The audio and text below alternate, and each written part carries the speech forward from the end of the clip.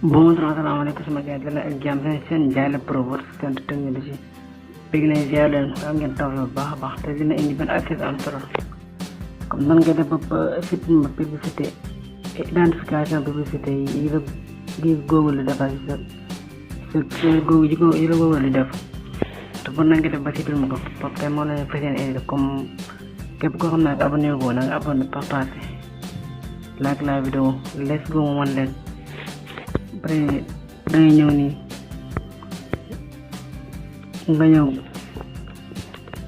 Google nga ñëw ni paramètre ngeen baamal nga ñëw paramètre yi boo ñëwee paramètre après nga ñëw wàcc ba fi ñu defal Google nii nga ñëw fi Google après nga ñëw Google nga cliqué ko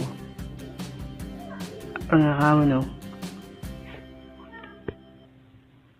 après boo cliqué après nga bu ñëwee nga bës fii ñu defal tous les services après nga xam référence ni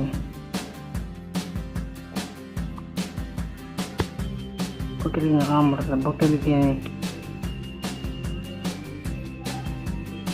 boo cliqué après lii tàllu bi indi après da ngay wàcc fi ñu defal annonce fi ñu defal annonce nii fi ngay cliqué boo ngay cliqué bu cliqué nga xam recherche nga xaar tuum recherche après bu ñëwee nga di ñëw fii ñu bindal supprimer la identification de publicitaire puis mu defal la fii la appeler ne pouvant plus utiliser et de publicité pour afficher cette annonce personnalisée après nga ñëw nga di laa koy supprimer maanaam boo ko supprimer du am benn ci say données pour benn publicité pour bëgg supprimer foofu rek nga ñëw rek nga supprimer ko kon sama gars loolu lañ leen andi loon